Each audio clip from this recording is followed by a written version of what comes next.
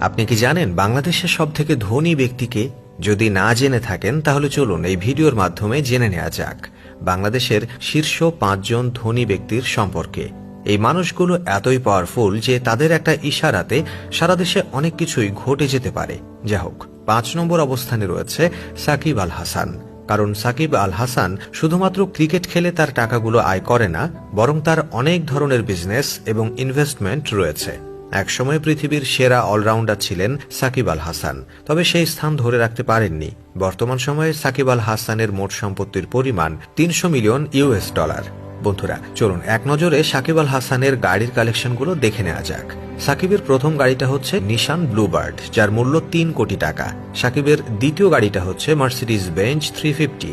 এই গাড়িটি সাকিব আল হাসান তার স্ত্রীকে গিফট করেছে। এই গাড়িটির দাম হচ্ছে বাংলাদেশি টাকায় 2,10,00,000 টাকা। এরপর ৪ নম্বর অবস্থানে রয়েছে সজীব ওয়াজেদ জয়। বাংলাদেশের শীর্ষ ৫ জন ধনী ব্যক্তির মধ্যে চতুর্থ স্থানে রয়েছে বিজ্ঞানী সজীব ওয়াজেদ জয়। তিনি বাংলাদেশের মাননীয় প্রধানমন্ত্রী শেখ হাসিনার পুত্র এবং বর্তমান সময়ে তার মোট সম্পত্তির পরিমাণ ১.৫০ বিলিয়ন ইউএস ডলার বা ১৫,০০০ কোটি টাকা। সজীব ওয়াজেদ জয় বিভিন্ন দামি গাড়ি ব্যবহার করে থাকেন। এর মধ্যে অন্যতম একটি গাড়ি হচ্ছে BMW 7 সিরিজ। ৩ নম্বর অবস্থানে রয়েছে তারেক রহমান। তিনি বিএনপির ভারপ্রাপ্ত চেয়ারম্যান। বর্তমান সময়ে তারেক রহমানের মোট সম্পত্তির পরিমাণ ১.৭ বিলিয়ন ইউএস ডলার, যা বাংলাদেশি টাকায় ১৭,০০০ কোটি টাকার মতো। ২ নম্বর অবস্থানে রয়েছে সাইম সোবহান আনভির।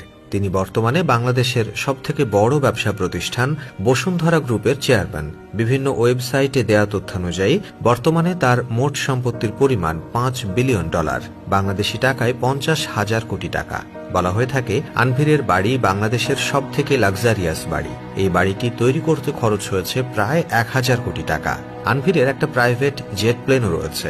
সাইম সোবহান আনভির বাংলাদেশের অন্যতম বিখ্যাত একজন ব্যবসায়ী, তাই তাকে বিভিন্ন ধরনের সরকারি ও বেসরকারিভাবে সুরক্ষা দেয়া হয়ে থাকে। সাইম সোবহান আনভিরের গাড়ির কালেকশনের মধ্যে রয়েছে তার ব্যবহার করা অন্যতম একটি গাড়ি মার্সিডিজ বেঞ্জ, যেটি কিনা মাননীয় প্রধানমন্ত্রীও ব্যবহার করে থাকেন।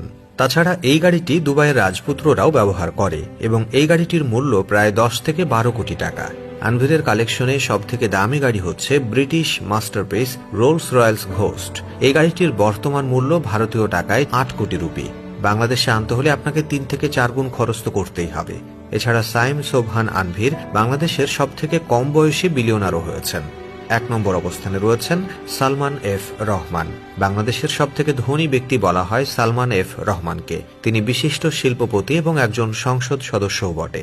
এর পাশাপাশি তিনি বাংলাদেশ সরকারের ব্যবসা বিষয়ক পরামর্শদাতা। সালমান এফ রহমান হচ্ছে বেক্সিমকো কোম্পানির মালিক। বেক্সিমকো ফার্মা বিভিন্ন ওষুধ প্রস্তুত করার পাশাপাশি বিভিন্ন ভ্যাকসিন বাইরের দেশে ইম্পোর্ট করে থাকে। সালমান এফ রহমানের ব্যক্তিগত হেলিকপ্টার রয়েছে। তার এই হেলিকপ্টারের মূল্য প্রায় ৩০ কোটি। সালমান এফ রহমানের কাছে বিভিন্ন ধরনের লাক্সারিয়াস কারও রয়েছে। তার কাছে রয়েছে মার্সিডিজ বেঞ্জ থেকে শুরু করে রোলস রয়েলসের মতো দামি দামি গাড়ি। সালমান এফ রহমানের সঠিক সম্পত্তির পরিমাণ কোনো জায়গাতেই ঠিকভাবে দেয়া হয়নি, তবে বিভিন্ন ওয়েবসাইট বলছে সালমান এফ রহমানের বর্তমান সম্পত্তির পরিমাণ প্রায় ৭০,০০০ কোটি টাকার মতো। তো দর্শক, এই ছিল আজকের ভিডিও।